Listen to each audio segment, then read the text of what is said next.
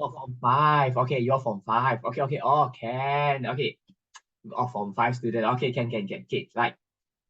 So today I will be doing revision for your chapter 2 and also chapter 3. We will do a bit of chapter 2 and then we will move on to the chapter 3. Okay, because I think mostly students they are quite weak in the calculation. Okay, including the Form 5 students, they're not so good with the calculation. So now for the chapter 2, right? Okay, I will just go, I'm not going to go through the notes, okay? I will just write down some short notes, some important parts to go through with you all. Okay, so first, in the chapter 2, a first very important part, okay, is about the atomic structure. Okay, what is atomic structure? Atomic structure says that, okay, in an atom, okay, atom is like a ball, okay, we can, in the middle, in the center, we can find something called, what do we call this thing? This thing in the center is called? This thing in the center is called? Yes, the nucleus. Okay, very good. Oh, you learn in BM version, is it? Okay, it is nucleus. Nucleus, we can find proton and also neutron. Okay, then we will also have electron in the shell. Yeah, so that means one atom is made up of proton, neutron, and electron. Sorry, this BF. Okay, electron. Proton, electron, and neutron, these three things, the proton, electron, and neutron, we call them as subatomic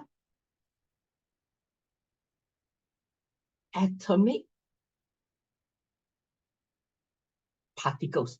So when you see the term subatomic particles, they're actually one proton, electron, and neutron. Clear? Okay. So imagine I'm having one atom that has like more than 20 electrons. I'm not going to draw it out like one by one, okay, like, okay, many shell, and then to show people that, okay, I'm having like 50 electrons. That is too slow. So we need a way to present the information of one atom, okay, in an easier way to present the information of an atom. The way that we can present the information of the atom is something like this. A format like this. Do you all know what do they call this format to present the information of an atom? This format is called, anyone knows the names? Yes, okay, very good. It is a standard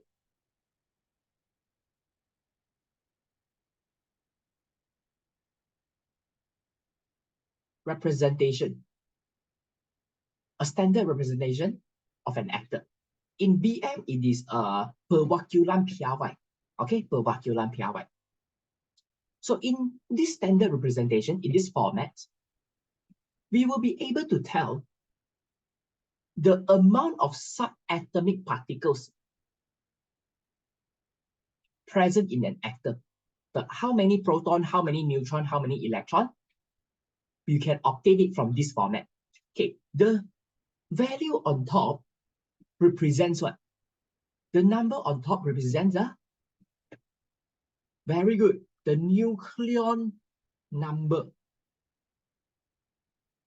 While the number below represents the proton number. Okay, since the information, the format here, it only shows the nucleon and proton. I have a question here. How can I get the information of electron? They didn't even mention electron. How can I tell there's how many electron in the atom? Yes, proton and electron is the same. If it is having 13 protons, that means there will be 13 electrons. Okay, so 13 proton, and then to find the neutron, we use the 27 to minus of the 13. Clear? Okay, so this is called standard representation. Very important because the question can just say that, right, the information or present the information of this atom in standard representation. So this is what you got to do. Okay, done. Okay, after this, the next thing I want to go through is a term called isotope. Okay, what is isotope? What's isotope?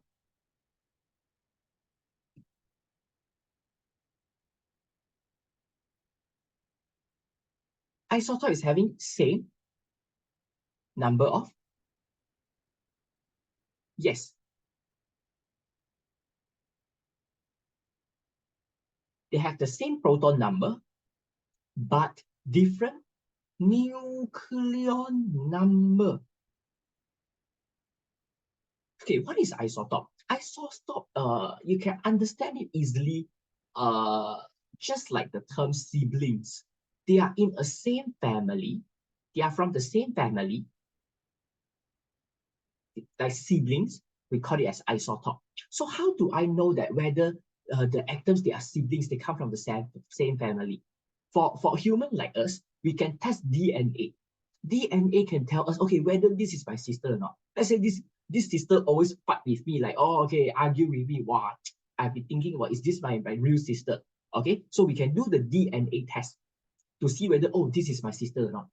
If not, I'm going to buang her away. Okay, so DNA test for human. Then for atom, we can't do DNA. The only way we can know whether they come from the same family or not is the proton. Proton is the DNA of atom. Proton will never change. Okay, proton is stuck in the nucleus, cannot be changed. Okay, after this, lastly, a very important part. Okay, even Form 5 students also cannot do it very well. Okay, that is the difference between atom and ion. Okay, what is the difference between an atom and ion? What is an ion, guys? What is an ion? How is it different from the atom? Yes, it has charge. Very good. Ion is a charged particle. They have charge. But atom is neutral. Can anyone tell me why atom is always neutral? Why atom is always neutral? Why atom doesn't have charge?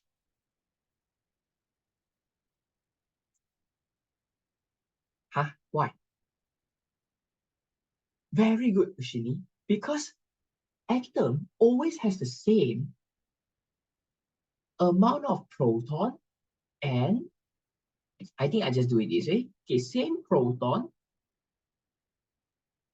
and electron. For example, if I'm having 13 proton and 13 electron in an atom, it will be a plus 13 and minus 13. That's why it is zero. No charge, neutral. Okay, so questions, if questions ask you, why atom is neutral? Your answer will be because an atom has the same amount of, the same number of proton and electron. Okay, then an ion always comes with charge. It's because they have either more proton than the electron or they have more electron than the proton. If we have more proton in an atom, that means the atom is in positive charge. More electron, a negative charge. Okay, let me give you one example. Let's say we go with this. The one just now, X2713. X2713 is having an electron arrangement of, what is the electron arrangement of X? Susunan electron. Yeah, very good. It is 283. Atom can actually turn into an ion. When it turns into an ion, it comes with a charge. But how can they turn into an ion? By achieving stable electron arrangement. What is the meaning of stable?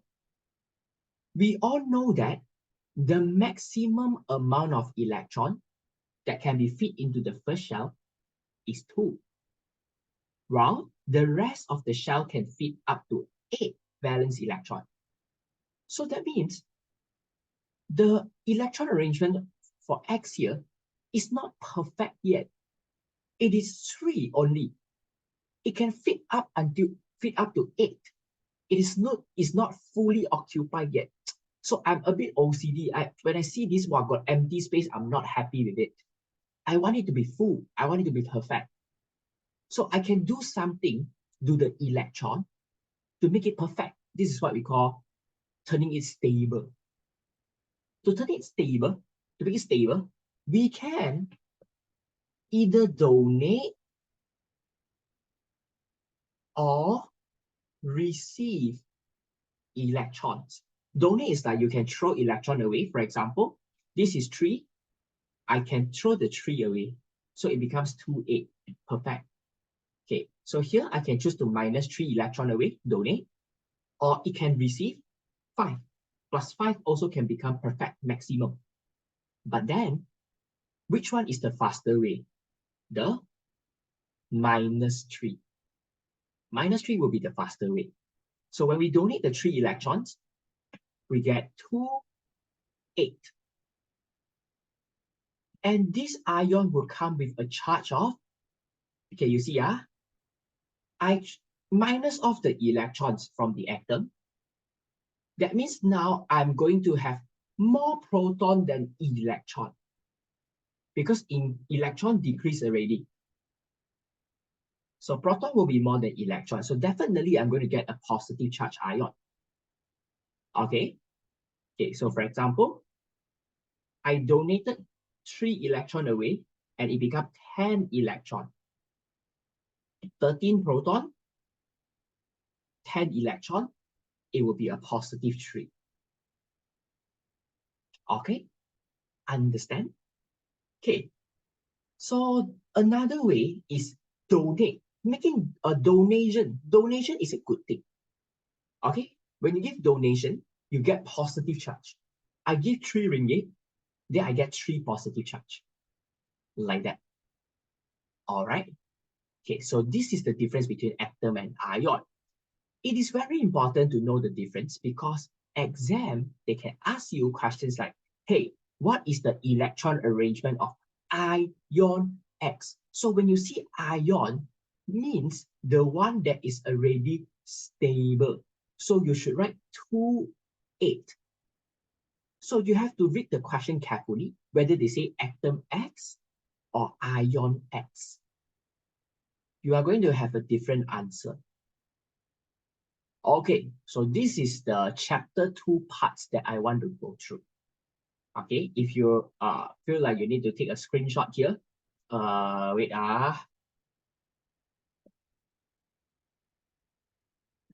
If you think you need to take a screenshot, then here you go.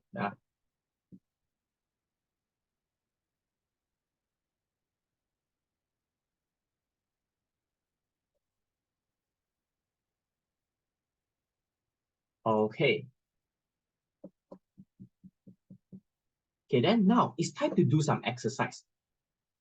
After we do a bit exercise of chapter 2, then we will go to chapter 3, calculation. So let us all look at the page 17. Page 17.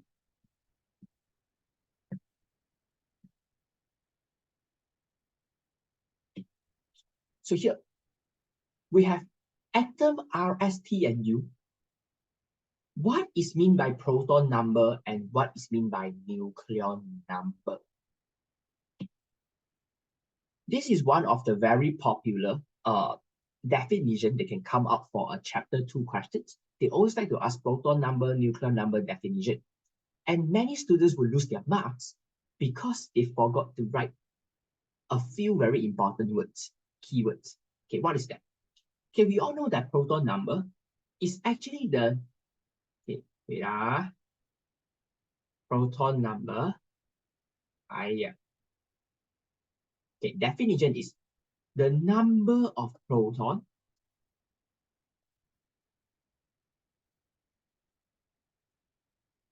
in the nucleus of an atom. Don't forget to write the keyword in the nucleus.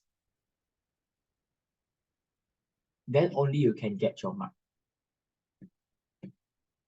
For nucleon,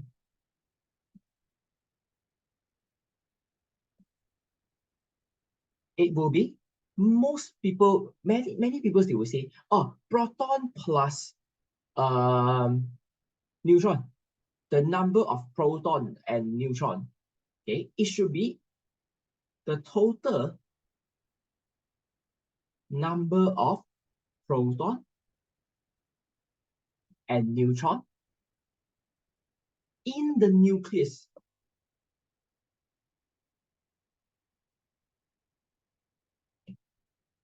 of an atom.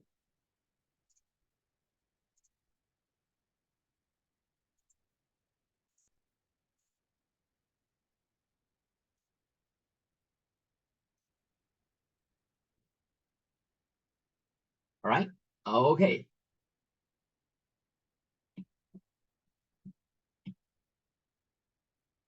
If you all need any like translate to BM, you let me know. I can actually do it for you. State the number of electrons in atom T. Okay, there how many electrons is the atom T? So just now we say proton and electron is the same. So it will be 19. Neutron for atom T, the answer will be 20. Yes, nice. Define isotope. Okay, here comes another popular definition. We all know that isotope is same proton number but different nucleon number, right? But most people, they don't know how to start the sentence. Okay, I skip the front part and I see whether you all can give me the answer or not. Okay. With same proton number but different nucleon number. Okay, what should be written in the front part?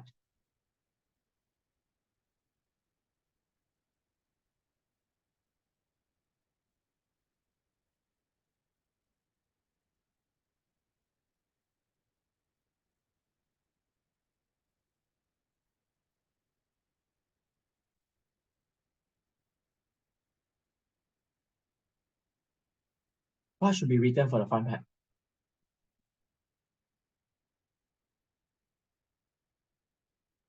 No one knows the answer?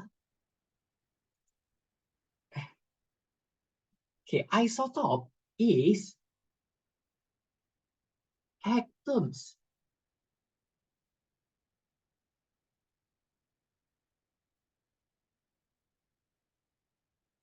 It is atoms of the same element. Atoms of the same element with same proton number but different nucleon number. For this part, proton number and nucleon number, you can actually change it to number of proton together with number of neutron.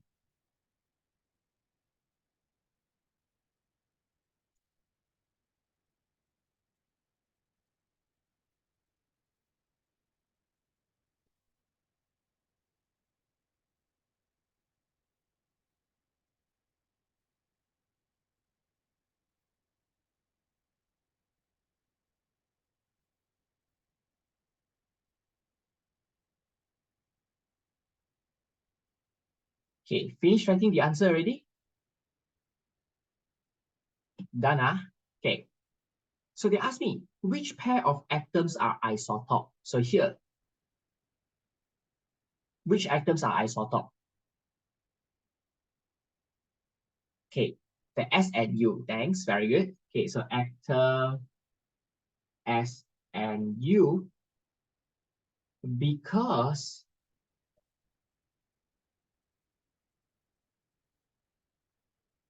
the atom S and U, because atom S and U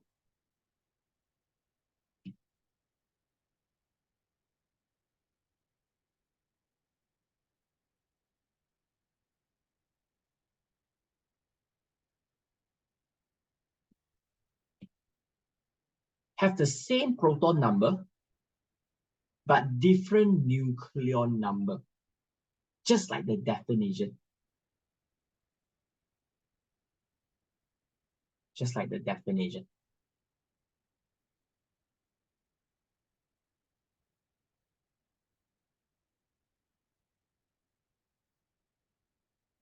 Okay, and then two different physical properties between isotope.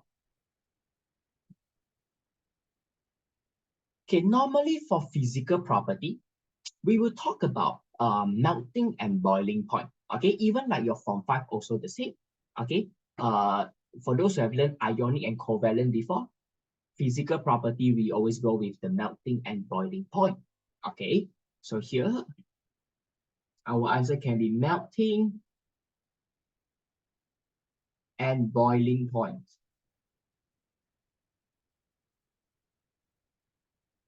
It can be the density. It can be the relative atomic mass.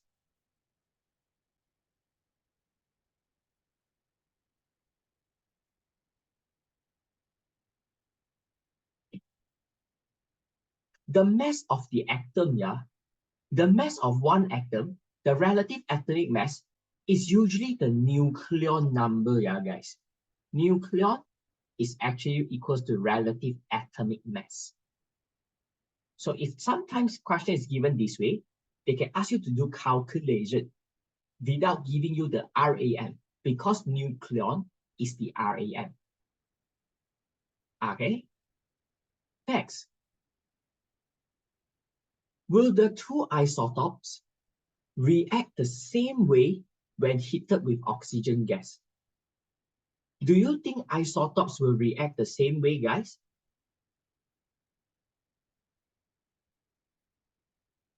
Reacting the same way means they are having same chemical properties. Same electron? No, that's not the explanation. Can react. How I know whether what's the way they react with the others? It depends on how they achieve, how can they achieving stable states. So the way they become stable, to achieve stable, is called chemical properties. This atom S and U isotopes, yes, they will react the same way because atom S and U have the same number of valence electrons. It should be valence electron because S and U is 2.4. So the way how they can achieve stable is depends on the last number.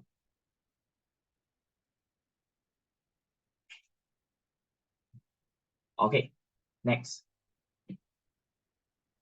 Not too fast, right? Am I going too fast? No, okay. Then can I go faster? Yes, okay, good. Can, okay. Okay, then isotopes uses and field. I just say the answer lah, okay? You all can find the answer in the notes one. In the medical field, we can have cobalt 60. What is the uses of cobalt 60? I give you the isotope, you give me the function. What is the uses of cobalt 60?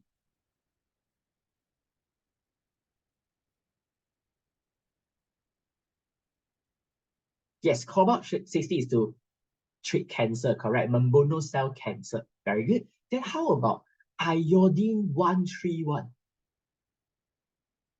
Iodine 131.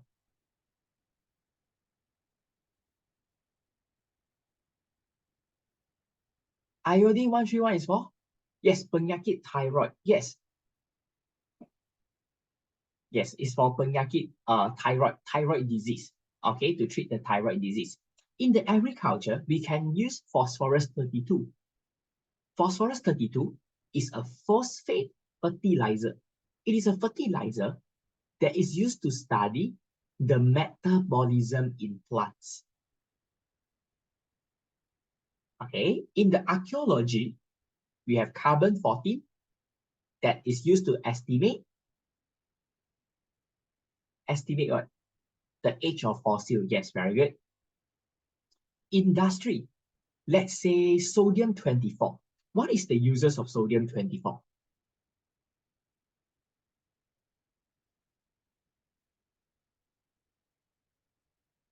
Sodium 24. It is to detect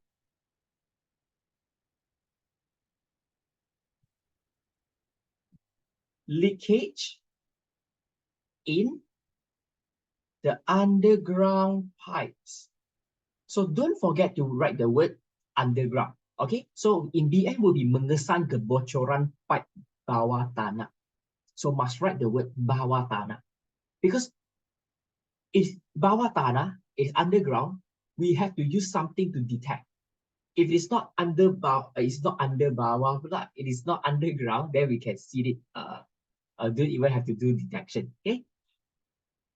Next, suggest the physical state of substance PQR at room temperature. So PQR.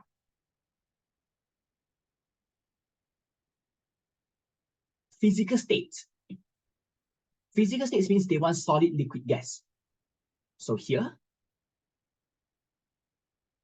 PQR, solid, liquid, gas. Can I have the answer, please? If it is solid, you just type SSS. Or BM also can.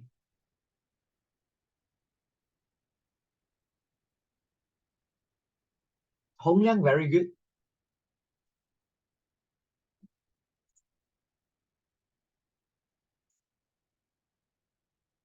Yes, Tushini, very good. Okay, when we're doing these kind of questions, melting point is where a solid turns into a liquid. And boiling point is when liquid turns into a gas. All we have to do is slot the room temperature 25 degrees Celsius into the range of the number. So 25 is bigger than this two value. So it is gas. 25 is between 15 and 70. So liquid. And lastly, solid. Okay, so it's a gas, liquid, and solid. Next. Here comes the questions finally. Boron exists naturally as two isotopes, which are 19.9% of boron 10 and 80.1% of boron 11. Calculate the relative atomic mass of boron. When you see isotope with percentage, and they want you to calculate relative atomic mass, they actually just want you to calculate the average mass. How can we find the average mass? All we have to do is, okay, as I told you just now, nucleon number is the mass, yeah? Nucleon number is the mass. To find the average mass, for example, let's say, okay, I have a chicken. Okay, does it look like a chicken? Never mind. Okay. Okay, there's a chicken here. So chicken lays eggs, okay? So let's say this chicken, it lays 100 eggs, okay? 30% of the eggs is having a mass of, let's say, 40 grams. And then 70% of the eggs is 45 grams. Okay. So to find the average mass of the eggs, I would times all these things together, plus them up,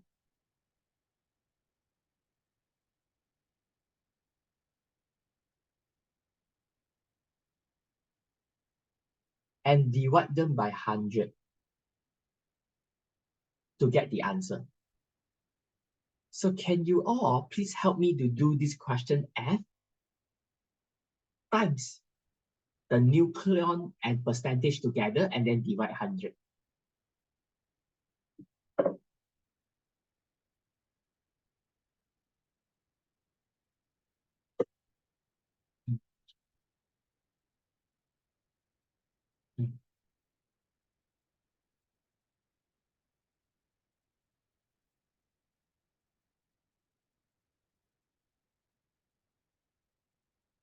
Hong Liang, very good.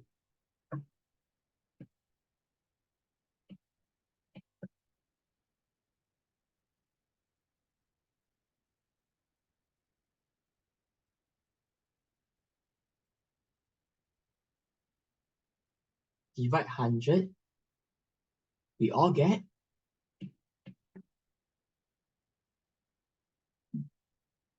10.8.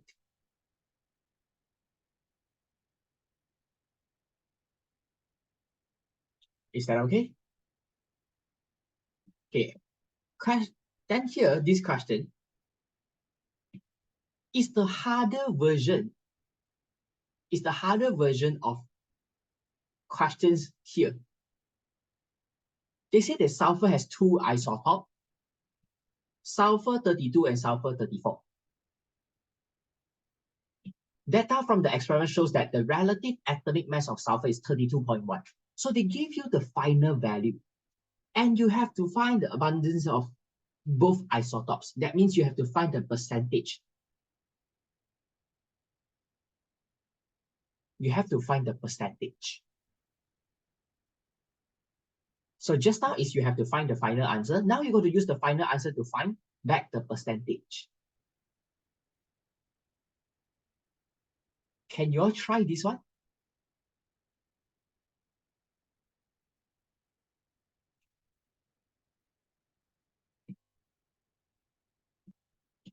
And see whether you all can get the answer or not.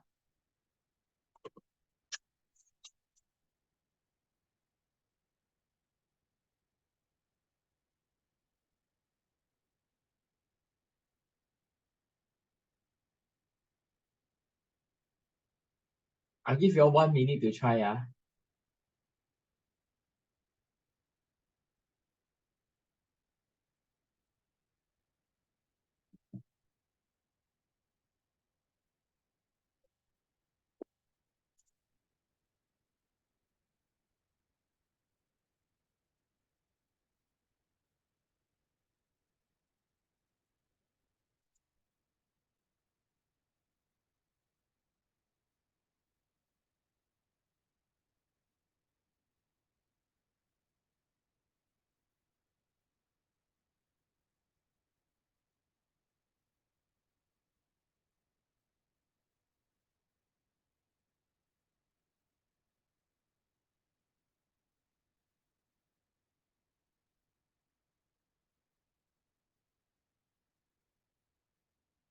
Okay, last 10 seconds.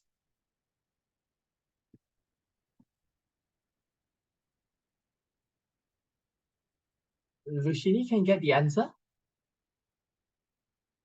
Okay, okay, time's up. Hong Liang, can you get the answer, Hong Liang? Working on it. Okay, I'll give you all a bit more time, okay? Hong Liang, very good. Hong Liang, very good. Okay, I write my workings. Okay, so we assume that, we just assume that the sulfur 32 is X percent. Let's say is X percent. So to do the calculation, we will be using 32 to times the percentage. Let's say X law.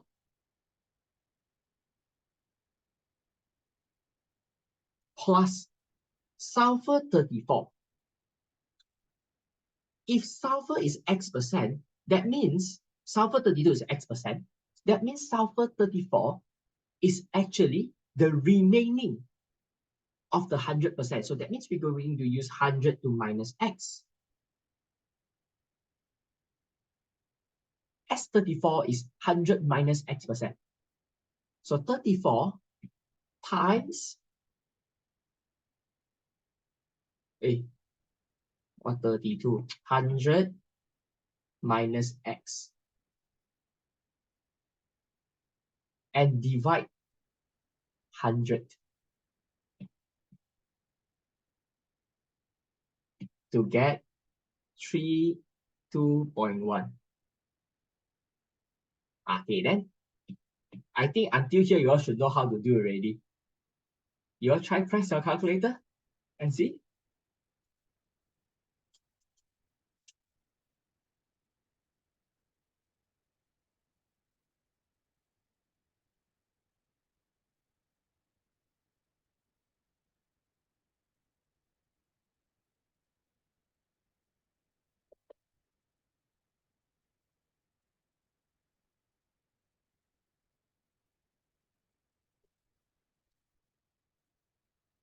X is 85%. Yeah, wait. Let me do the workings. Okay, 32 times X, we get 32X plus 3400 minus 34X equals 32.1. Equals to 3210.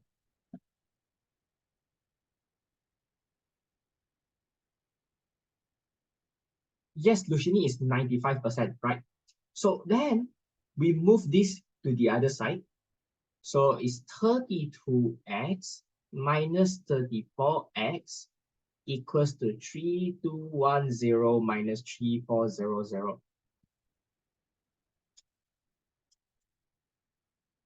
Negative 190, and here will be a negative 2X. So which means in the end, it will be X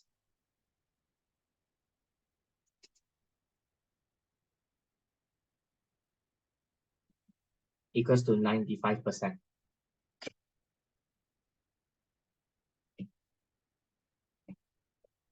So from here, we know the sulfur 32 is having a 95%, while the sulfur 34 is 5%. Okay, slightly harder lah. This one is a bit harder.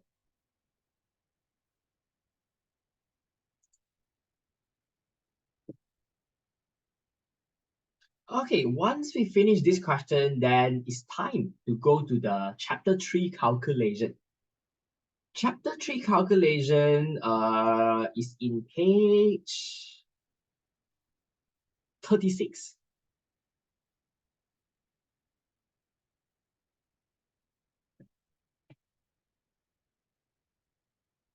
Okay, so let's go to page 36. Yeah.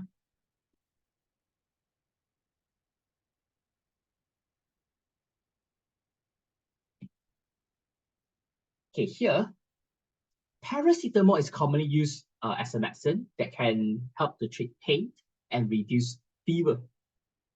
So what is it here? Okay, adults can take 2 500 mg tablets 4 times in 24 hours. Okay, what 24 hours 1 day? Okay, a day. 2 tablets 4 times. So that means 8 tablets per day. Okay, so do not take more than 8 tablets in 24 hours. Oh, okay. So next, what they want. What is the chemical formula of paracetamol? So they gave you this structural formula. The chemical formula means the short form of the paracetamol. To get the answer very simple, we just have to calculate all of the atoms. Okay, for Form 4 students here, if you doesn't know which alphabet or which letter comes first, you always follow the sequence of A to Z. Okay, A to Z. So we have C, we have H, we have O, we have N here. So the first one is C. We just calculate the number of C. We got 1, 2, 3, 4, 5, 6, 7, 8. C8. And then H will be 1, 2, 3, 4, 5, 6, 7, 8, 9. And then N, how many N? 1. And then O is 1, 2. Am I right? CaH9NO2.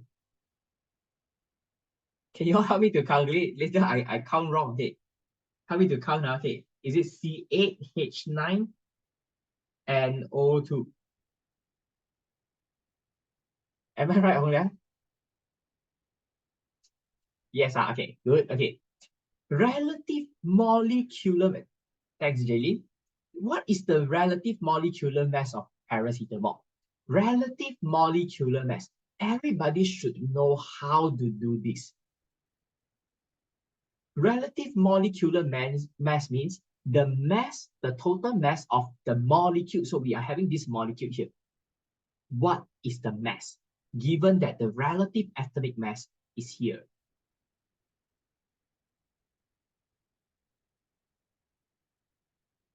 I press my calculator first. Okay, 151, thank you. For those who don't know how to get 151, it is Ca plus H9 plus NO2.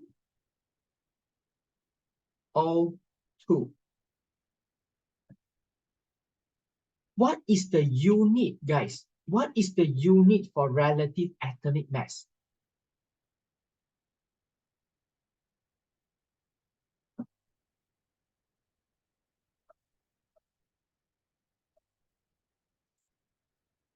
Gram per mole? No. Okay, Hong Yang correct. The answer is no unit, yeah? So when you see the word relative, relative means no unit. Yes, relative will never have any unit. So never put unit for relative mass. We don't care whether it's relative atomic mass or relative formula mass. No unit.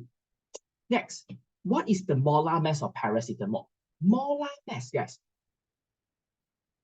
Molar mass, what is molar mass? Molar mass is the mass of 1 mole of substance. And we all know that when we are doing the calculation, mole equals to mass over molar mass, we usually sub the relative mass into the molar mass one, right? So that means the molar mass for this substance will be, what will be the molar mass for this substance? It should be the same. Yes, very good. It should be the same. But is there any unit for molar mass? Is there any unit for molar mass?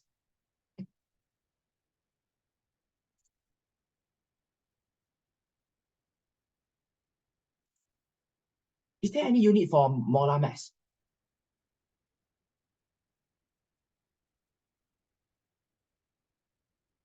No? Yes. Mass of 1 mole. That means it is gram per mole. So molar mass does come with a unit gram per mole. Okay, that is the difference between relative and molar mass. They are the same thing actually. We all sub the value into the molar mass here. It's just that one has unit, another one doesn't have unit.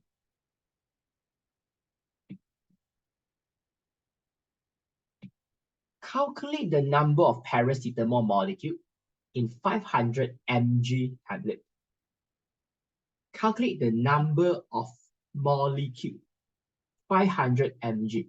So for chemistry calculation, most of the questions, right, as long as you are able to input a correct calculation formula, then you will be able to get the answer. They want me to find the number of molecule. So the formula that I have to use will be mole equals to number of particles over the Avogadro's constant, which is the 6.02 times 10 to the power of 23. All right. And then when I see mg, G is actually mass. So that means I will be also using the formula mole equals to mass over molar mass. But guys, the unit for mass is in gram. Questions here give me milligram. Mg is milligram. How can I convert milligram into gram? 1 gram is equals to how many milligram?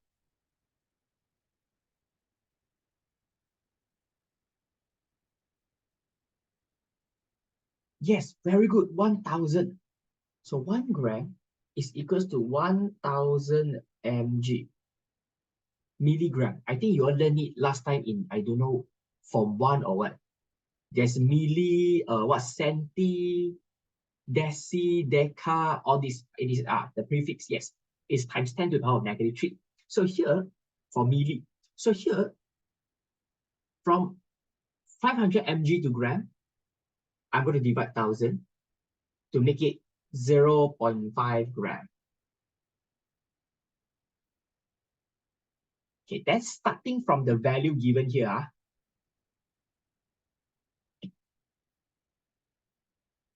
I sub the mass in 0.5. Divide by the molar mass just now on top, 151.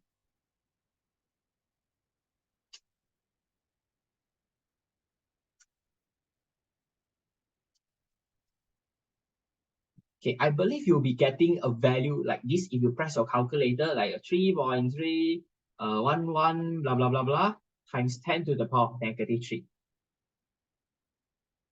Okay, usually when you see times 10 to the power of negative 3, you can press your calculator, shift, and then ENG 2 times. So shift ENG,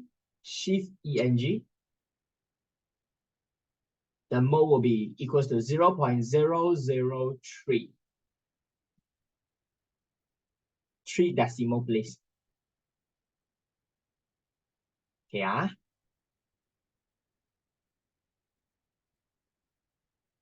Okay, once I got the mole, I can use the mole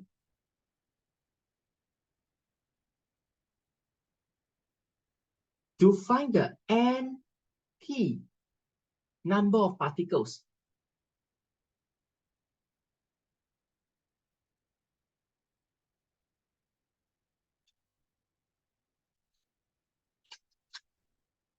To get 1.806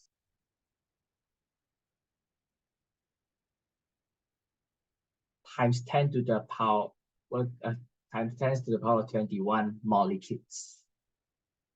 Must write the unit molecules, yeah.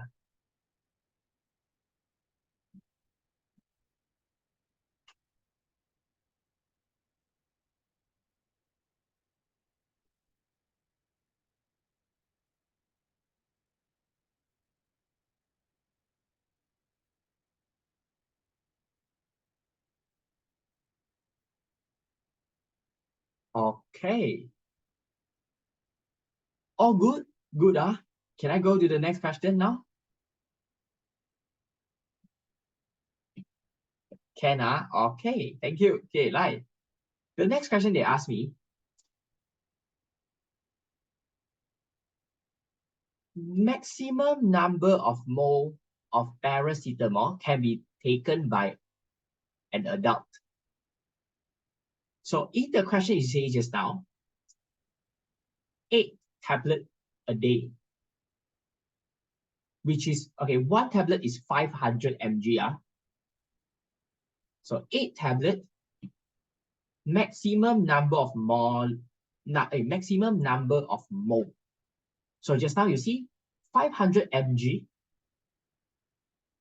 one tablet is 0.003 mole. So maximum of 8 tablets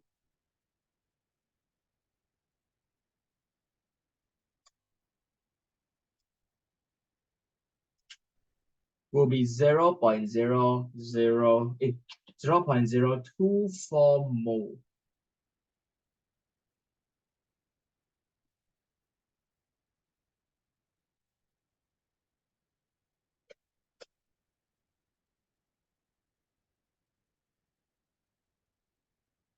Okay, moving on to the next one. Mass of 0.15 mole of paracetamol. Mole equals to mass over molar mass.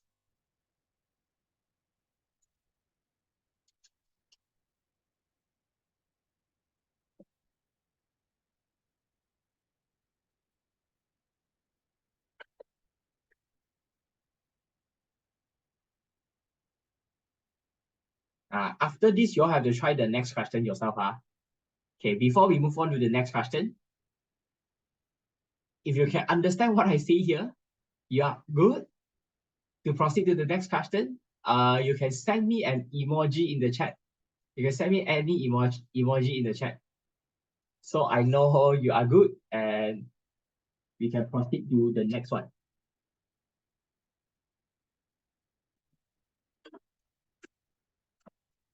Hey, Ziling is here. Since when you are here?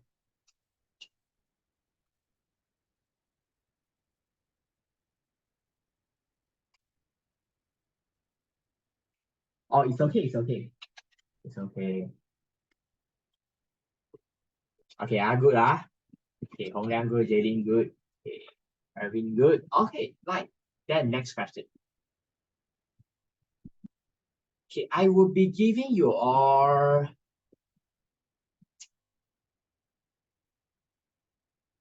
I think 2 minutes to do this question. You all try first, yeah? I give you 2 minutes,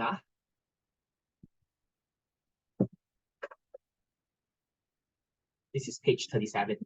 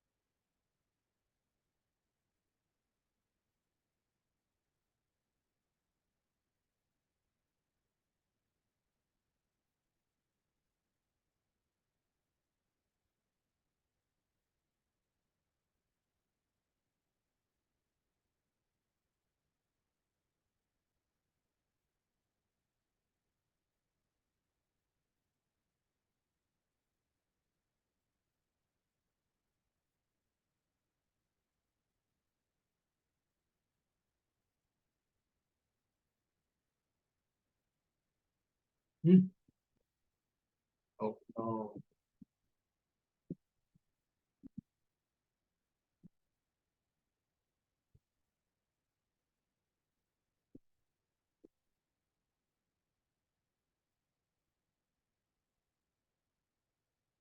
I,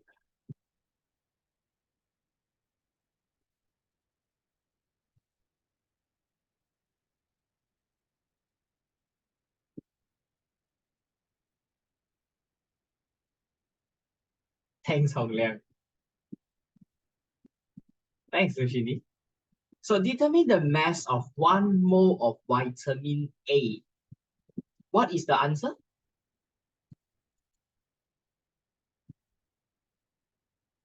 Yes, very good. Yes, nice one.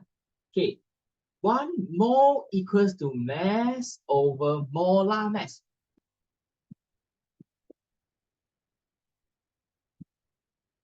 To get 286 gram.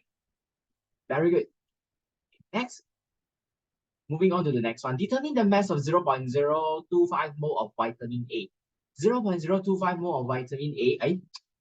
What's same one? Okay, 0.025 equals to mass over 286 to get 7.0. Thank you. Okay, thanks. Then determine the number of molecules present in 20.02 gram of vitamin A.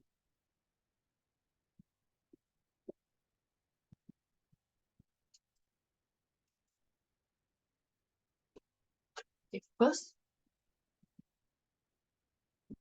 using mass over molar mass,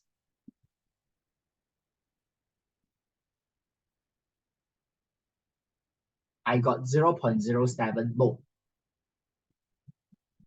Once I got the mole,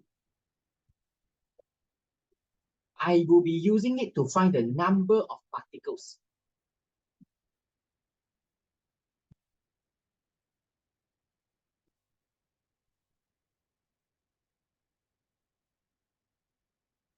To get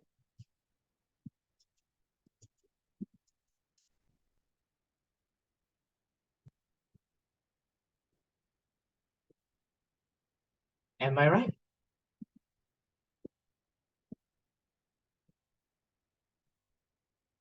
Okay, then what is the unit here?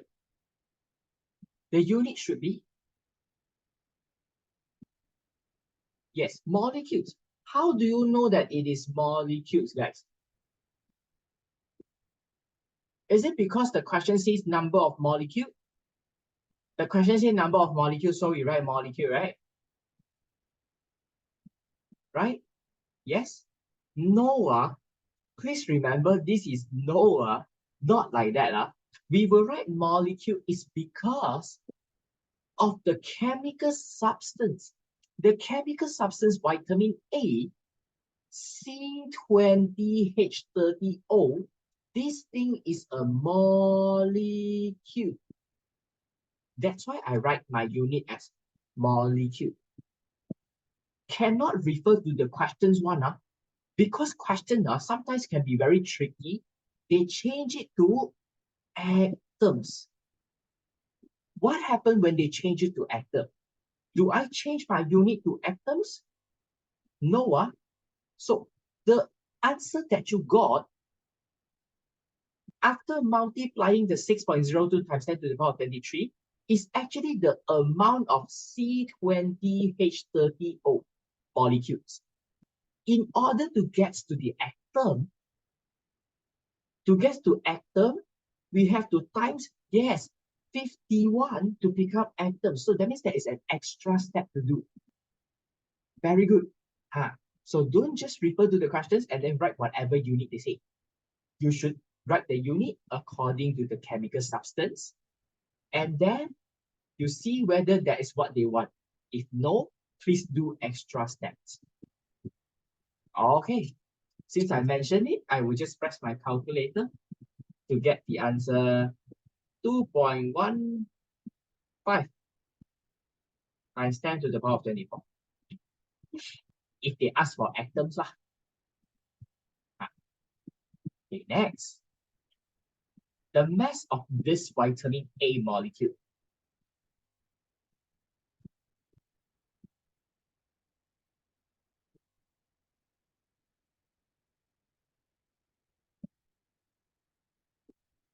Why times 51? Oh, because C20H30O has 51 atoms, 20 carbon, 30 hydrogen, and 1 O, total 51.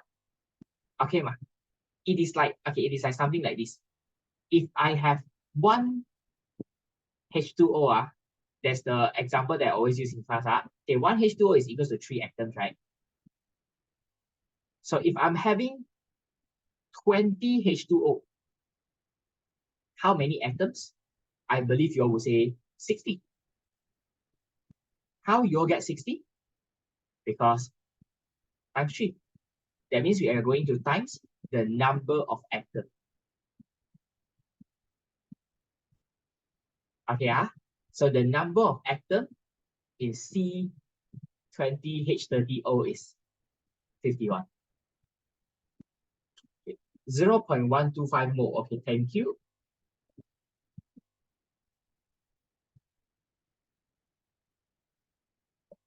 Then we use the mole to find mass.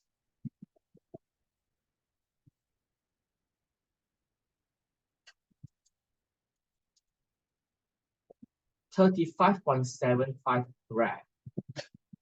Thanks, Link. Very good. Yes. Next. So easy one, this question.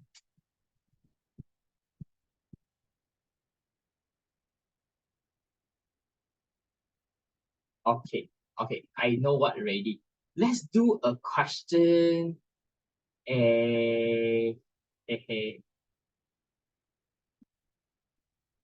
Page 39.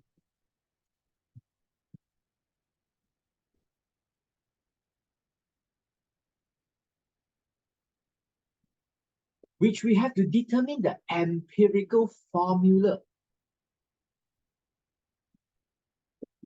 and molecular formula later. So they say this substance consists of 74.1% of carbon, 7.4% hydrogen, 8.64 nitrogen, and the rest is oxygen. When percentage is given, percentage will be straight away used as mass, because when they give percentage, means the substance has a total mass of 100 grams.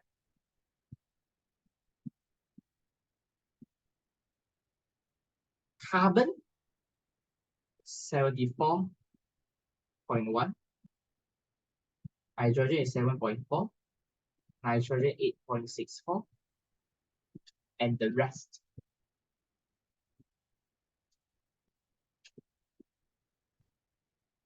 is oxygen. Then can you all please help me to calculate the mole? This is the mass, yeah? So you have to divide the mass with molar mass.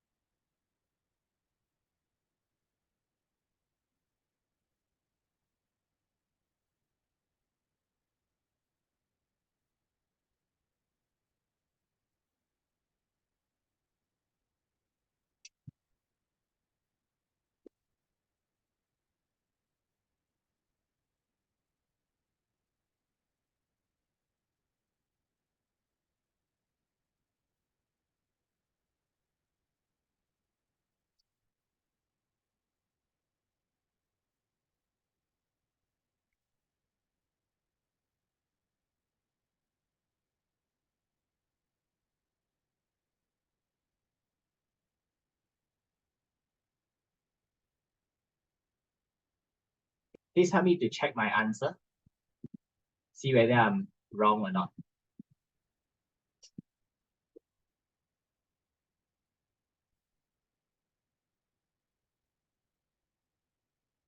Everybody got this value, this 4 value? Please let me know if you need help.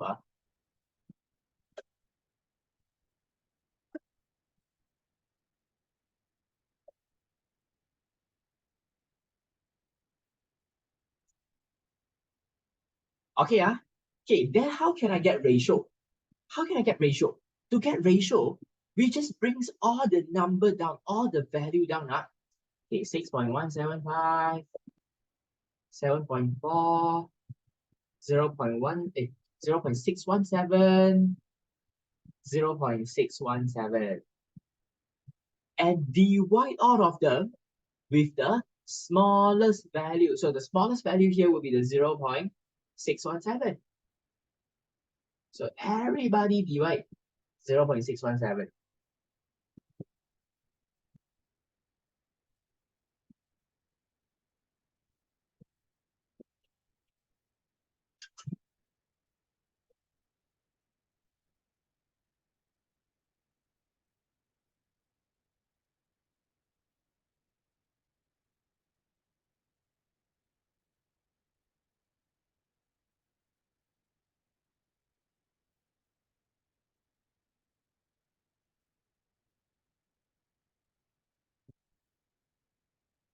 Okay.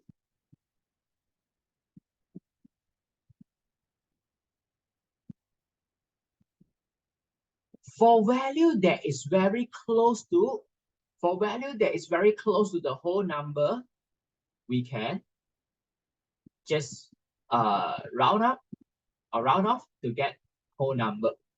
So 11.99, then we write 12 lor. Please remember, for value, when you got your ratio, let's say you got your ratio with a value of like 1.5. Remember, you don't round it off to 2. Cannot. You can't round off 1.5 to 2. You have to multiply the value. You have to times 2 so that it becomes 3. Understand? Can so the empirical formula is C10H12NO.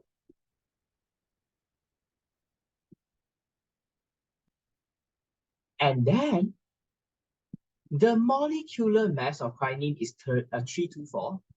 What is the molecular formula of the quinine? So here, to find the molecular formula, that means the actual original formula.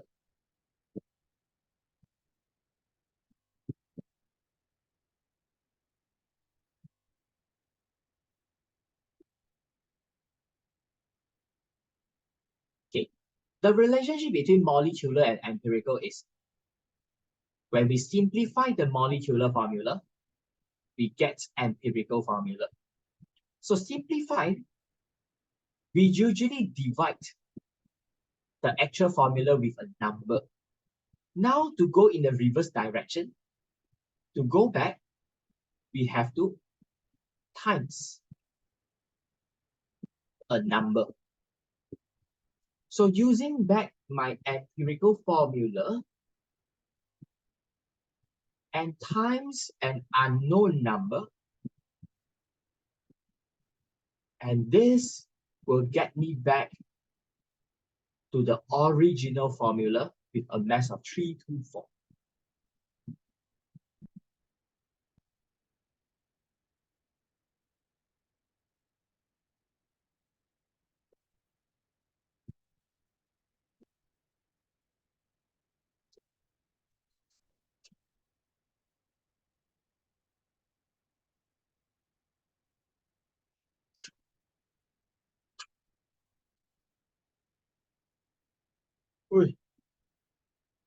C10 H12NO 147. How come holy law? Something wrong with the value, is it? Or I press my calculator wrongly. C10 H12 N and O. 147, right? I guess 162. Why like?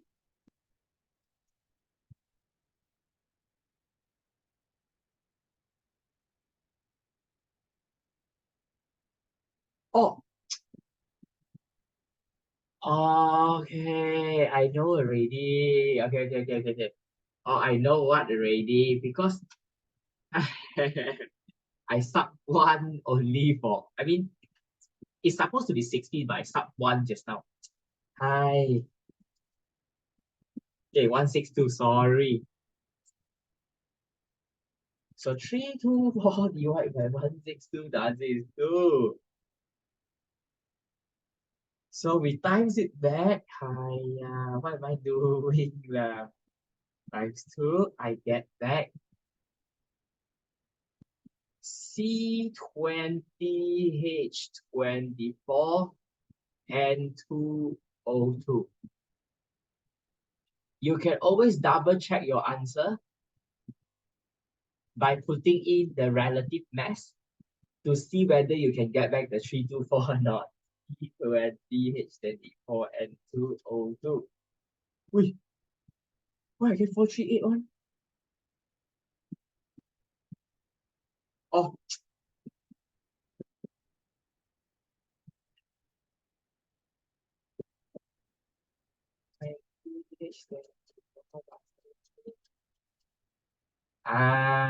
okay. Next,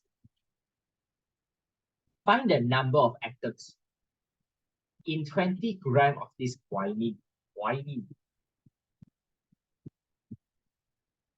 Quinine, whatever. Quinine.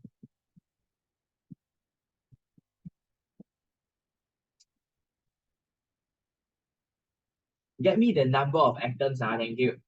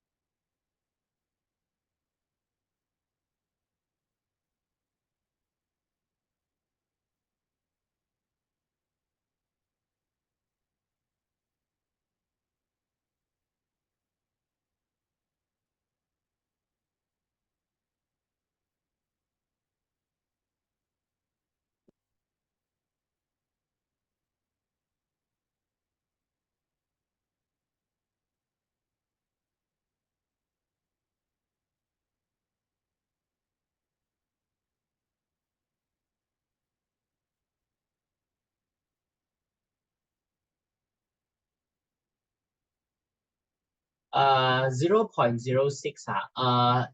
Have to use at least 3 decimal. Must have at least 3 decimal.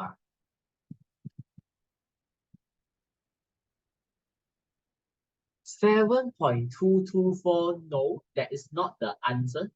That's not the answer.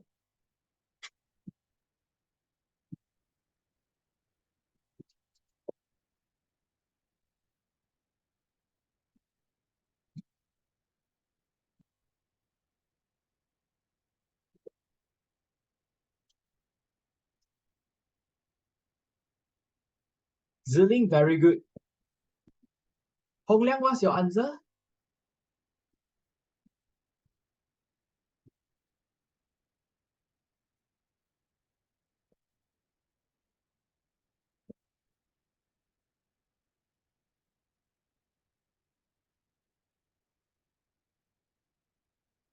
Okay, first, I got this amount of molecules. This is the amount of molecules. But the questions want atom. So that means I have to convert the molecules into atom. This substance has a total of 48 atoms.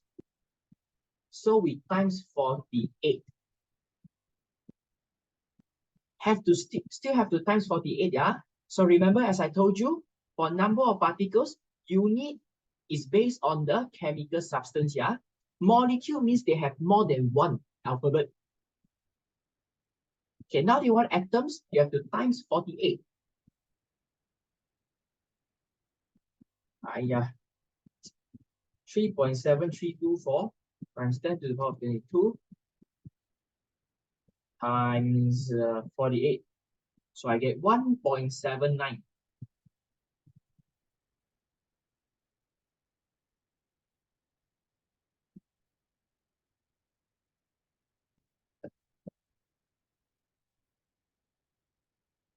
Seven nine or 792 also can. As long as as long as your front part you get 1.79 can already. Okay, got the answer? Understand?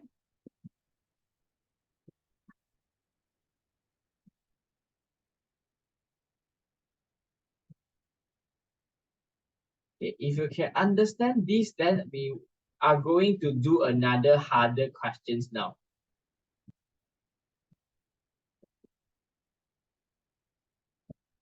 Okay, can okay, like let's do one question. My favorite question, page 41. This is a question where it came out in my Form 4 first term exam. Okay, so last time when I have my Form 4 first term exam, this is a question that I don't know how to do. And I lose almost I think 6 to 8 marks in these questions. So every year I will always pass these two questions to my students to see whether you are smarter than me when I was on 4 last time or not. Okay, so this one, it says we have a hydrocarbon X that contains 85.7% of carbon. 5.6 grams of this hydrocarbon occupies a volume of 4.48 pm3. Okay. Just like what it says. First, you have to find me the empirical formula of X. I give you all some time. You all give me the answer for empirical formula, please.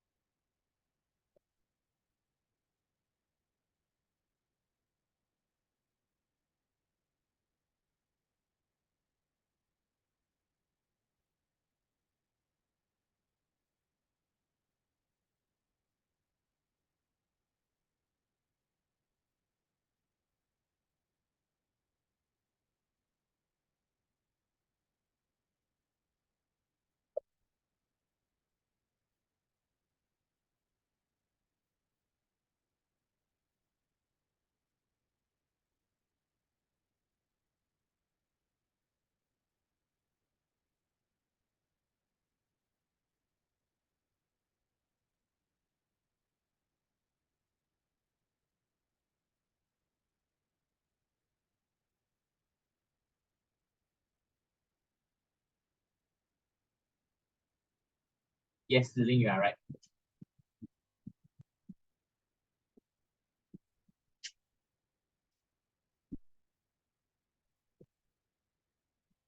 Okay, then you all got to find the relative molecular mass of X, yeah?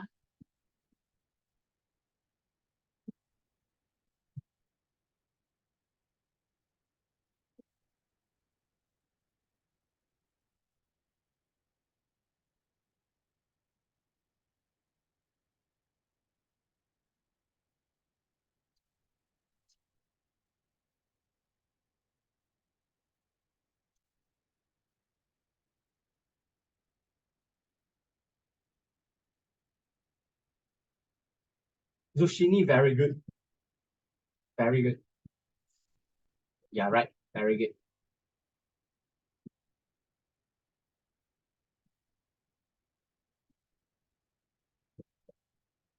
Okay, once you all finish question donkey, give me the answer for question donkey. Yeah.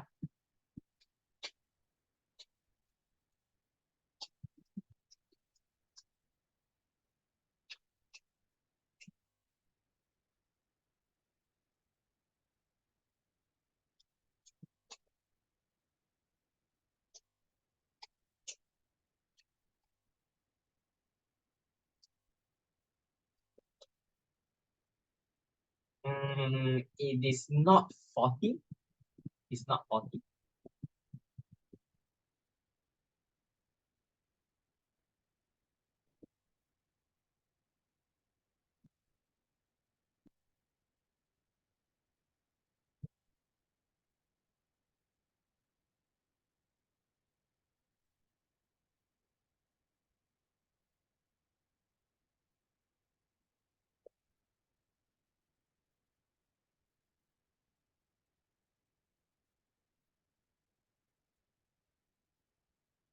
Hong Liang got answer or not? Jairon, very good. Hey, Jairon, you here one? Since when you are here? Oh, okay. Oh, good, good, good. Very good lah. Hey, so this one, to get the answer, okay, we use this for the empirical formula already. So we will be using the 5.6 gram and 4.48 dm³ and to find the more relative molecular mass. So you have to always understand one thing. Relative mass is actually the same as molar mass. The value is the same one. It's just that the unit is different. One has unit, one doesn't have unit. But the value is the same one. So here, I will be using the volume given to first divide the molar volume. Volume over molar volume.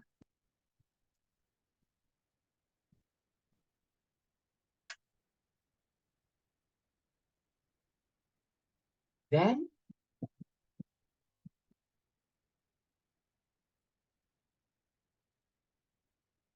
mass over molar mass. This is what I want to find. The mass they gave me already 5.6. So 5.6 divided 0.2, I get 28.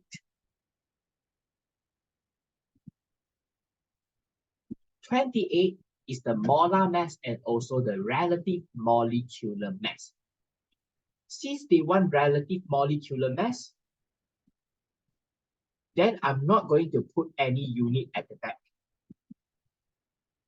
That's all. For relative, and then next for molecular formula, all I have to do is CH 2 times the number to get me to the 28.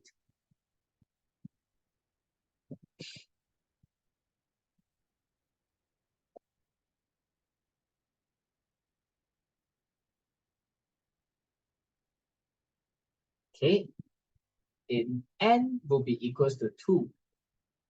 And the final answer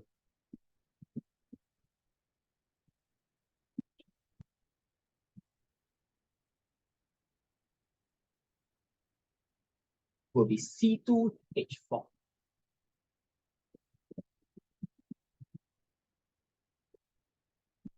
Okay, a question like this is around 7 marks. Is that okay? Can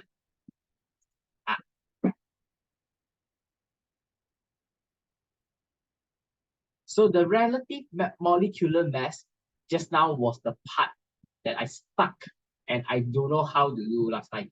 But actually, it is a very simple question. Okay, then before I go through the empirical formula experiment, there is one last thing I want to mention. Exam, right? They like to ask something like this.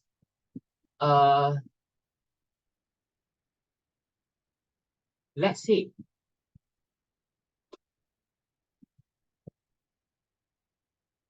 we know that the molar mass, the relative molecular mass, okay,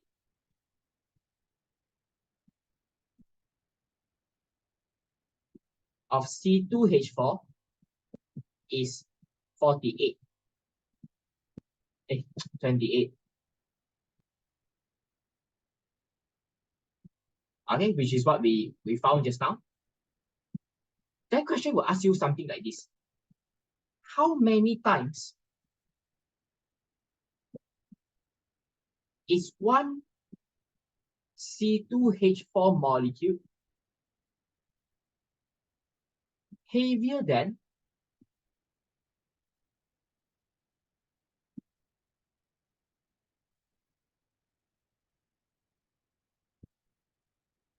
one over 12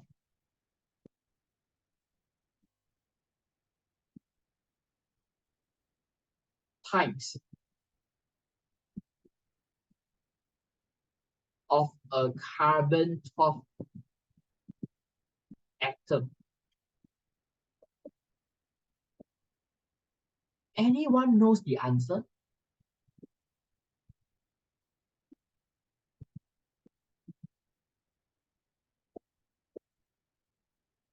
Hey, very good. Sharon, very good. Vishini, very good.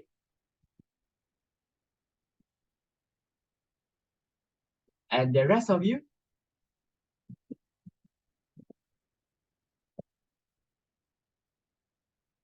Don't know the answer? Okay, the answer is 28, yeah. 28 times. That means like, same? Okay, yes. Something like this. When you see, they want to compare with the 1 over 12 times of a carbon atom, it is something like this. Okay, the story is like this.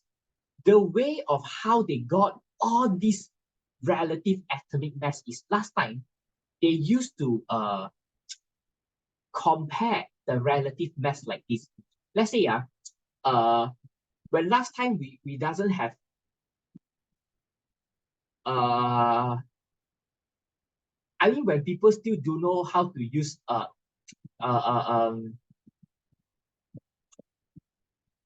say I never mind lah. Okay. When last time people maybe they still don't know how to count now. Okay. Can I say like that? Okay, they don't know how to count it. So if I want to find the mass of one person,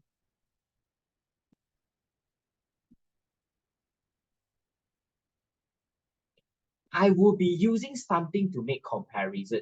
Let's say I use two little guy here to balance off the mass of a bigger guy. Then we will just say that, oh, the mass of the bigger guy is 2 because it uses two little guy to balance it. Then we change the bigger guy to an elephant, let's say.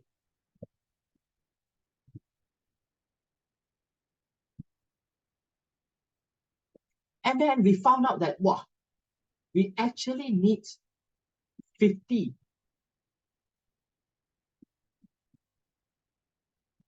little guys to balance off the mass of the elephant. Then what is the mass of the elephant? 50 or something like that. So one of the side must be set as a standard.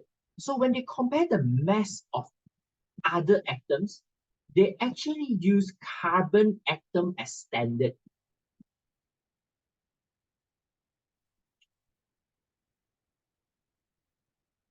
Okay, carbon as standard. But there is a problem. If you want to find, okay, determine the mass of a bigger atom like Mg? Okay, very easy. We need 2 carbon, for example. If we need 2 carbon, if we need 2 carbon to balance off the mass of Mg, then we can say it is 2. 2 carbon equals to 1 Mg. Because magnesium is heavier. But here comes the problem. What if the mass of the atom that I want to compare is actually lighter than carbon? Then this thing will always be imbalanced.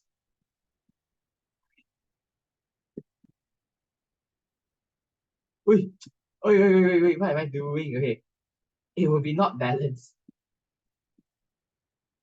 So how? So they came up with a way to separate this carbon-12 atom. They call it as carbon-12 atom because it has 12 nuclei. They cut this thing equally into 12 parts.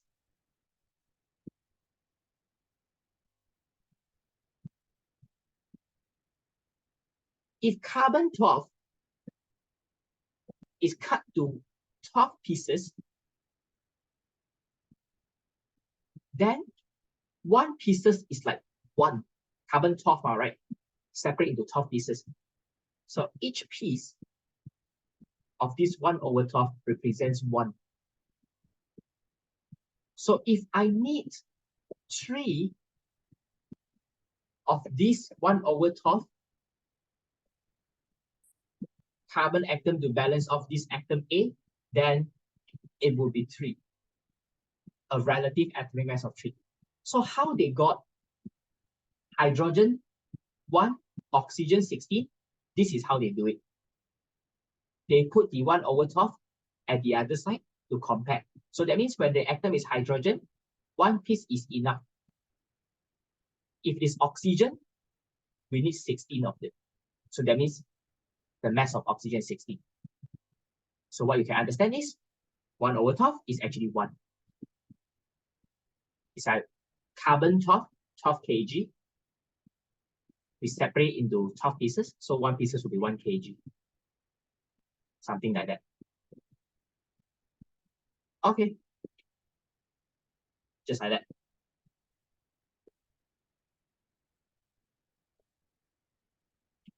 So if they ask, hydrogen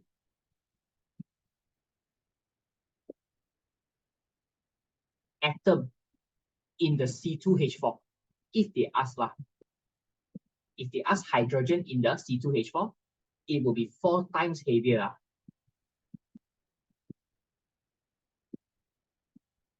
Because H is 1, there are 4 hydrogens, so 4. It's like atomic mass. Okay. Now it's time to go through the experiment a bit. I think we straight away go to the questions lah. Page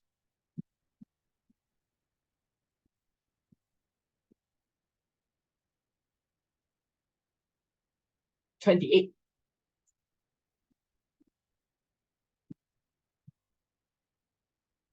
Hopefully your school teacher have done this experiment with you all. Have your school teacher done this experiment with you all? Yes?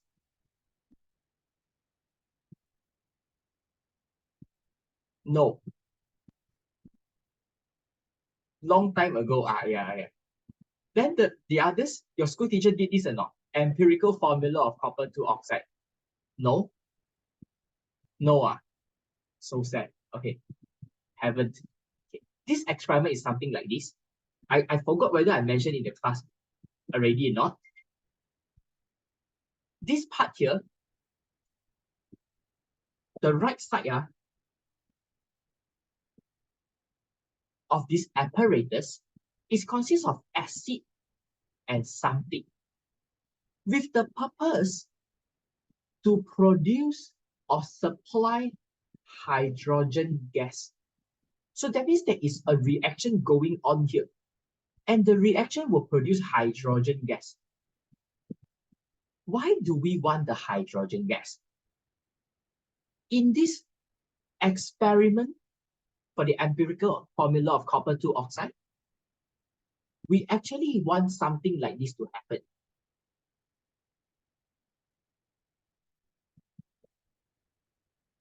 We want the copper 2 oxide to react with the hydrogen so that we can get Cu plus H2O. That means hydrogen will steal away the oxygen from copper. This is what we want. Why do we want this to happen? Because to get the empirical formula, like the calculation we did just now, we need mass, right? We need the mass to do the mole and then ratio. So the way to find mass is, before you start the experiment, you have to put this in, to the electronic balance and take the mass. Let's say CuO is 20 grams before the experiment. After the experiment, after it reacts completely already, you weigh the mass again. Maybe now it gets to 12 grams. Then you know the mass of copper is 12 and the missing mass 8 grams belongs to oxygen. So you see, the result they recorded from the experiment is to actually find the mass. Copper 2 oxide before heating. Copper 2 oxide powder after heating. So you have to know, after heating, is only copper left. So this is the mass of copper.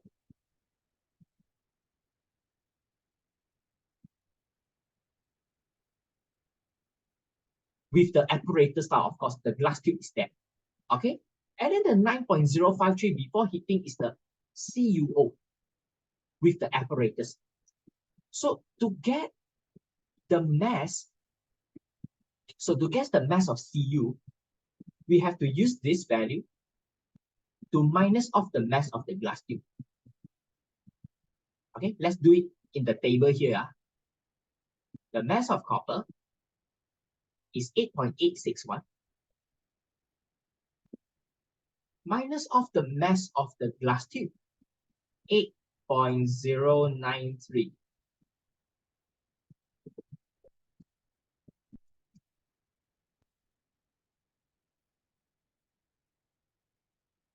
To get 0.768.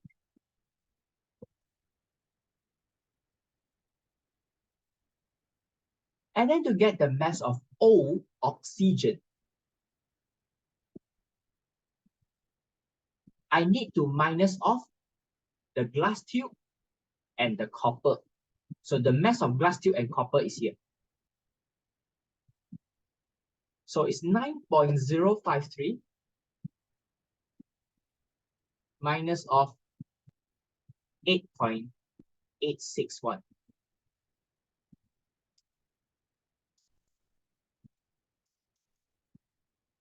To get 0.192. So the purpose of carrying out this experiment is to get the mass of Cu and O.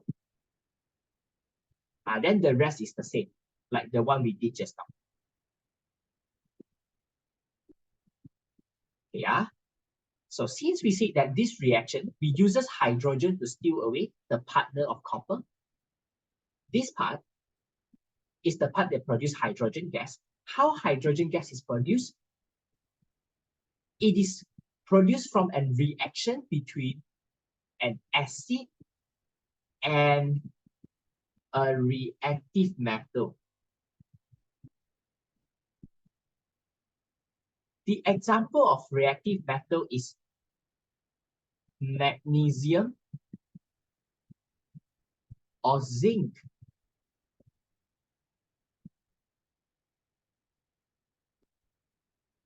Okay, so this part produce hydrogen gas, and then here have the main reaction. Then afterwards, there is another part here, this thing. Why this part is needed here? What is the purpose of this part? This part is actually for us to check whether there is a continuous supply of hydrogen gas or not. If there is hydrogen gas produced here, we will be able to see bubble in this test tube. Bloop, bloop, bloop, bloop, bloop.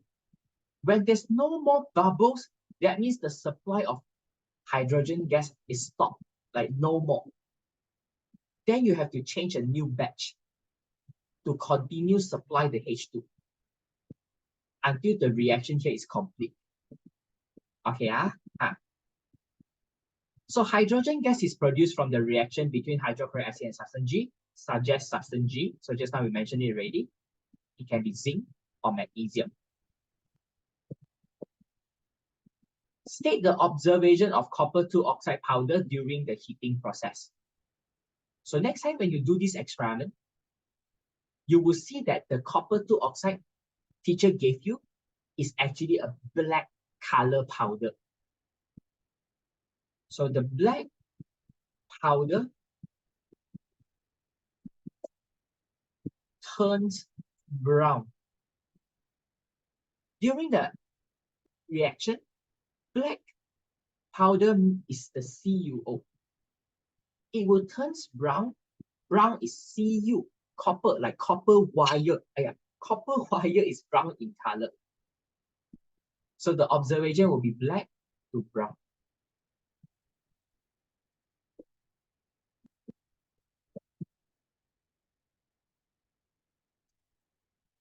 Based on your answer in C3, write a balanced chemical equation for the reaction between copper 2 oxide and hydrogen gas.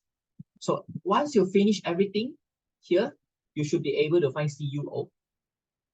CuO plus H2 gets Cu and H2O.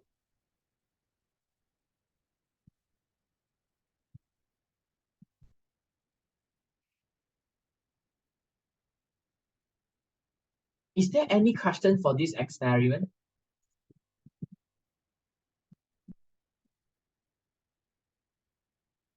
No. Okay. Then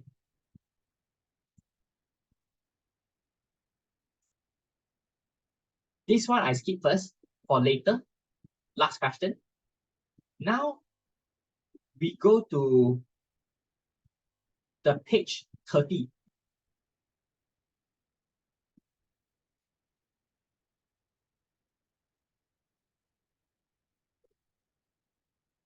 This is also an experiment to determine the empirical formula, but it is the empirical formula of magnesium oxide. Then how about this? You all done this experiment? Anyone of you done this experiment? No. Okay. Never mind. Okay. This experiment is something like this. You will have a magnesium ribbon being heated in a crucible. When you heat the magnesium, it burns. Okay. What we want in the experiment is the same as what we want just now, the mass. Okay, the main reaction is like this. Say, before heating, you have to weigh the mass of your substance. Okay, let's say before experiment, I got a mass of 10 grams for magnesium. After experiment, okay, Mg is 10 grams. Now it became MgO. The mass should be heavier, let's say 12 grams. So this is before and after heating.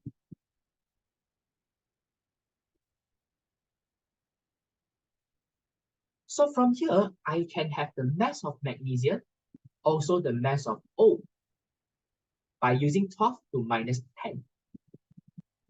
Understand? Here, now you see the result recorded. This is before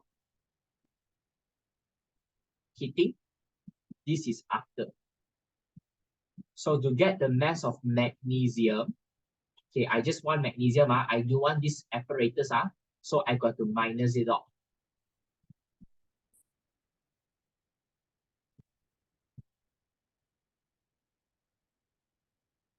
Okay, then I want the mass of oxide, the O.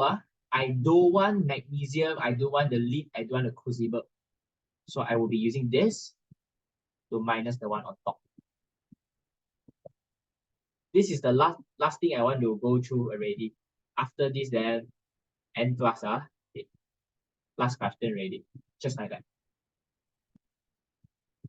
To get the mass of Mg and O, then you can do your empirical formula.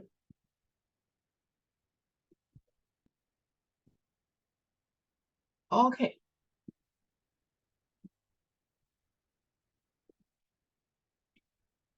What is the meaning of molecular formula? I just mentioned I just say the answer lah. I'm going to write down lah. You don't have to write down also, it's in the notes.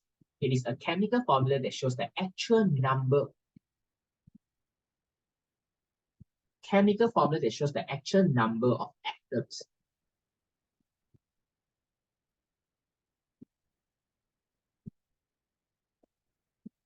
Of each element in a compound. So that means this is the real original actual formula. Empirical formula is just the ratio. The chemical equation for the reaction, okay, I got it already on top. Okay, Mg plus O2, we get MgO. To balance the equation, 2, 2.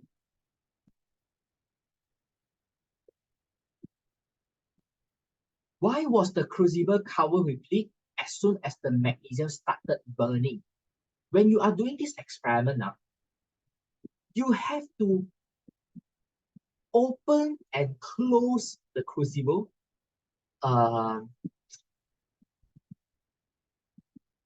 continuously throughout the whole experiment. When the magnesium starts burning, when you see fire, you have to close it. Why? I write the answer down. This is to prevent the white fumes of magnesium oxide from escaping into the air. Because when it burns, the magnesium oxide powder that is very tiny can escape, will try to escape from the crucible. You want to close it. You don't want it to fly, escape into the air. Because if it escapes into the air, it is going to affect your result here. So imagine 2 grams of them escape from the crucible, then your result will be different. So this is why when it starts burning, you have to close it. And then after a while, you have to open it. Why open it? Open, I write down here, this is the explanation of why we have to close it. And then we also have to open it when it stops burning. Why? Open the crucible lid can allow oxygen gas to enter into the crucible.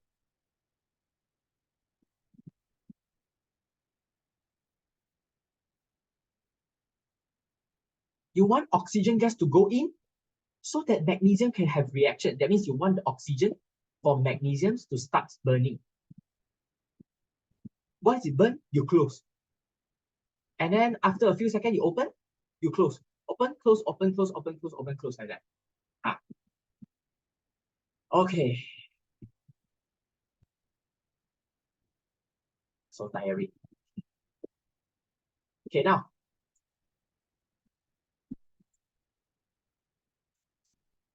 Why is this method not suitable to determine the empirical? Sorry. Why is it not suitable to determine the empirical formula of copper 2 oxide? So that means they are asking you why the copper 2 oxide just now have to use another setup of apparatus. Why don't we just use the same apparatus setup? We heat the copper in a crucible so that the copper react with oxygen to form CuO like that. So they're asking you this question, why don't we do this? The reason is because copper is a less reactive metal or unreactive metal. The meaning of not reactive is when you heat it, it is not going to burn. Just like the frying pan. You heat it with stove, fire. Does it melt? Does it burn? No, they just become hot. Same as copper. So this is why this method is not suitable for copper, because it's not reactive enough. All right. Okay, then I go back to the one just now first. This one. Can we determine the empirical formula of magnesium oxide? Using this method, now they are like doing a cross. They ask you, okay, so this apparatus setup is for copper 2 oxide, right? Can I use it for magnesium? Can or not? Magnesium method cannot be applied to the copper. Can this copper one apply to magnesium? The answer is no. If yes, it can, then they wouldn't have 2 experiments already. So the answer is no. Why no? Because hydrogen is less reactive than magnesium. You write the answer first. I explain later.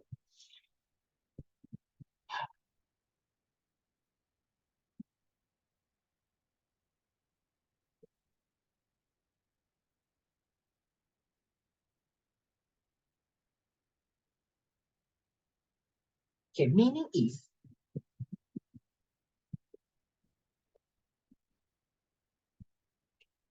the meaning is just now the experiment, we use hydrogen to steal away the partner of copper.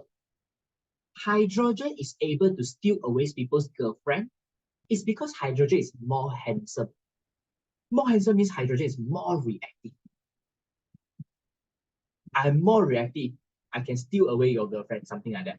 But when hydrogen is comparing to magnesium, hydrogen cannot steal the girlfriend because hydrogen is weaker than magnesium.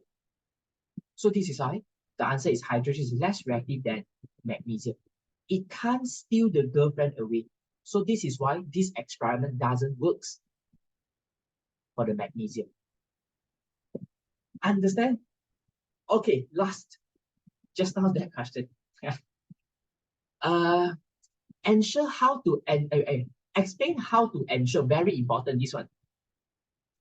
Exam always come out this one for empirical formula. How to know that the reaction is completed? You keep heating the magnesium in crucible. You open, close, open, close, open, close, open, close, open, close. Until when? How do you know the reaction is completed? You have to repeat heating, cooling, and weighing process until a constant mass is obtained. That means there is no way you can tell whether it has reacted completely or not by just looking at it. If you think that it is complete already, you have to weigh the mass. Then you heat it again for like 1 or 2 minutes, then you weigh again. If the mass, okay, still the same, that means the reaction has completed. If first time you weighed it, it is 10 grams. You think it's complete already, this time. Then you weigh it the second time, you realize that it is 10.1 grams. Oi, that means not completed yet. Then after 1 or 2 minutes, you weigh again. You consistently getting a constant result. Then that means, 10.1 is the maximum rate. Just like that. Precaution steps, I'm going to skip. Precaution step is just that you tell them that the crucible lid, right, this crucible lid has to be closed and open at intervals, which is what we mentioned just now. This is the step that you must do. Other than this, is repeat.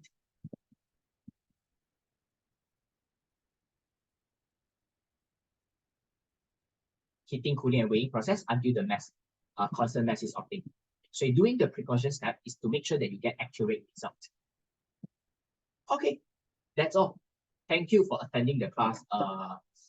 Thank you for giving me answer. And bye bye lah. Okay. See you all next week. Bye bye. Thank you very much. 谢谢. Bye bye. 再见. Bye bye. Bye bye. Bye bye. Bye bye. Bye bye. Thank you guys. Bye bye.